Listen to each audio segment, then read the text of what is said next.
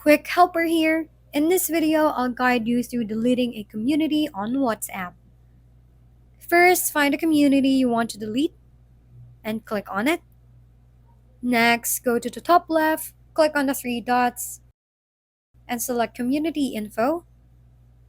Scroll down, choose Deactivate Community, and confirm your decision. Once deactivated, swipe across the community, click on More, and select Delete Group. Repeat the steps for any other communities you want to delete, and as simple as that. Thank you for watching. We hope this video helped you figure things out.